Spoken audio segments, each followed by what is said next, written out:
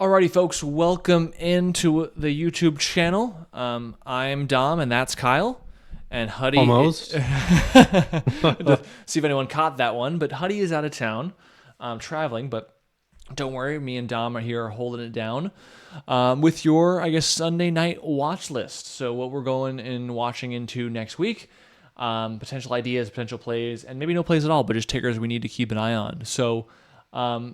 I'll briefly start us off real quick with just the Qs. I know we started with the Qs on the weekly recap going into Friday video, so feel free to watch that. It was posted a couple days ago. But the reason why I want to start this off with the QQQ is because I actually talked about this in a webinar today with 40 of Clovers.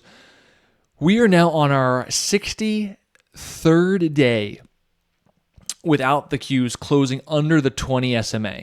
So I don't have the 20 SMA up, but the last time the Qs closed below the 20 was like literally down here at the end of this tariff panic that we had, end of or early March, early April, mid-April. The longest streak currently standing is 77 days, and that was in 1999 when the beginning of the dot-com bubble, or not really the beginning, kind of like in the midst of the dot-com bubble was happening. Now, some people are like, oh, there's going to be a crash. Like, let's not play that game. Let's just acknowledge it for what it is, which is this is the second longest streak that we've had at 63 days. So could it go longer? Of course. We have 2 more weeks or so before we hit the all-time of 77. And who knows? We could break that. We can go to 80. We can go to 85. We can go to 90. Who knows? But the point is, this is not the norm. This is out of the realm of normalcy. And so naturally, there's going to eventually be, I don't know when, it could be next week, it could be next month, of some kind of healthy correction, whether it's 5%, 10%. You usually see that once a year, if not a couple times a year, and that's actually very normal for the indexes. So the reason why I bring that up is because that could shift, momentum in swings, which I have a lot of swings on, which I won't necessarily go over in this video because that's more for Clovers, and I have too many to really cover in a watch list. But I'm a bit more timid to put on new swings because we are so overblown, right? We're kind of overdone. I'm keeping the winners that I have on because obviously they could become bigger winners if we do go on for another week or two. But any new entries, I'm going to be a bit more timid, a bit more strict because they need to be really good for me to be willing to take that level of risk, given I could take it and then tomorrow, the Qs and the indexes pull back and I stop out for losses, right? And then on top of that, with the market environment, right? My first small cap watch would be open. No real play to be had at the moment, but given it was just the biggest and most liquid runner of this week, it'd be silly for me to stop watching it, right? It could pop, it could drop, it could do whatever. But the point is, it might offer opportunity in the future. So I want to keep an eye on it.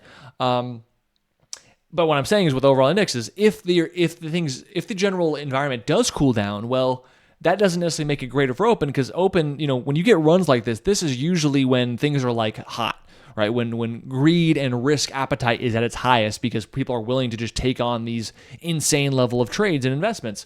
So if we do die down, open that wouldn't be too great for open's volatility or open's potential upside. So something to keep in mind there. HCTI. Kind of missed the boat here. I did long this overnight, I tried to long it overnight, and I got stopped out after hours, only for it to gap up.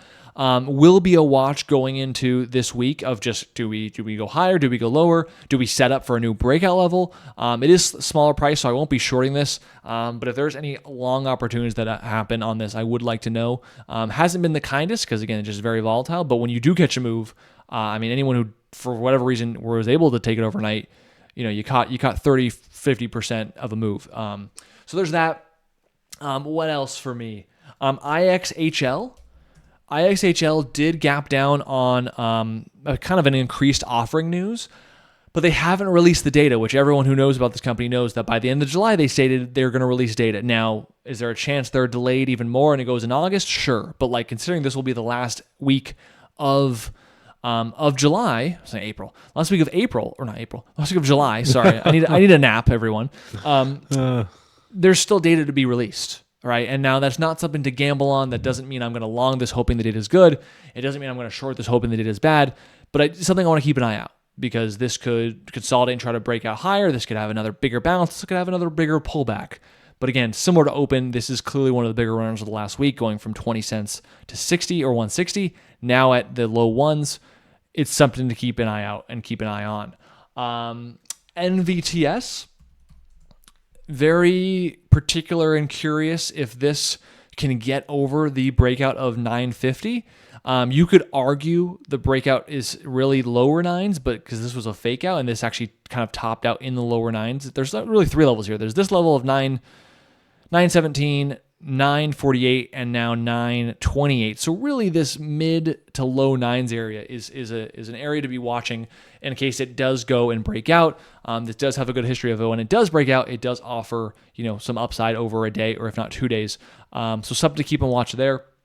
Other than that, I think that's really it for me. I mean, with the open idea, we were talking about open. Talking about open. If there's a chance that open does bounce, I am still keeping a third eye watch on GoPro. Right, GoPro is hanging around as well. This is kind of a sympathy to open. So if open pops more, I imagine GoPro might pop more. Same thing with DNut, which is Krispy Kreme. Same thing, also kind of hanging around, right? So just good to keep your eye on keep your pulse on the on that kind of sector, that kind of meme stock craze that we've seen previously, and that's pretty much it for me. That's pretty much the main thing. That it was a very busy week, but then the end of the week was a little bit slower, right? Nothing crazy happened on Friday so far. So yeah, that's what I've got. What other tickers have I missed, or what else are you watching there, Dom? Yeah, you nailed most of it. And yeah, from my perspective, it being Friday going into the weekend to wrap up the last week of the month, um, definitely feels slower today. There was a shift between yesterday and today, kind of the back half of this week. But I will continue to say, I don't think it's the market that is absolutely wild. I just think some individual plays have been really good. And if you've been prepared and prioritized those, like your opens, like your IXHLs, like maybe some of those meme plays, you probably had a good last week or so. And I don't think it's because we've had just unlimited runners. We haven't had a ton of gappers really turn into multi-day moves or anything. Mm-hmm. Kind of just had a bunch of random runners that have held up longer than expected, and it's turned into some really good opportunity. So I'm still going into next week treating it like summer trading. I still need to be very nitpicky about what I trade. Because if you got super aggressive today, you probably didn't do that well because there's just not a lot of volatility today across small caps. But some things that are moving that I'm taking note of, and maybe not necessarily just for Monday, but being aware of, one of the biggest runners of the day is LIDR. Really was hoping that this didn't break the previous day's highs. So maybe Monday would have been that little 3 day breakout over 480. But we did go through that level, kind of wick through it, and are now below it. Doesn't mean it can't become something that we end up breaking out on Tuesday or something over today's highs, but really good continuation. It's not often we've been seeing where 2 days kind of in the same range, but really good volume, 2 to 300 million volume. Usually you kind of see day one, and then day one has a ton of volume, and then day two kind of drops off a ton. And then it's kind of is the volume going to come back or not? Well, now we have 2 days of increased volume. Does it come down and fade? And if it does, it will be a reversal watch. And if it sets up for a breakout, it will be a breakout watch. And if it goes higher, I'm sure Kyle will be watching it for a short if it goes 7, 8, 9. So a ton on watch. And again, that's kind of just how we trade, where it's I'm not looking at LIDR, what can I do with it right now? I'm looking at it I just want to be aware of the biggest movers in small cap land because there might be a trade on it in the future. Some other things that are around breakout levels in near resistance is ATNF. That was the trade I took Monday, is now just kind of below the multi-day breakout level of 350. We'll see if that sets up in the afternoon on Friday into Monday. But decent volume there, not great, and did kind of break out in pre-market, go to 5 or 6, and came back down. So you probably have a little extra resistance there. You have I think it was an ex-China liquidation play that broke out this morning, AGH, which is holding above the breakout level on pretty low volume, but is you know, not getting a ton of volume here in the middle of the day, but is up from its lows. Um, yeah, I'm trying to think of anything. You kind of named all the rest. I'm kind of just keeping an eye on NVTS as well.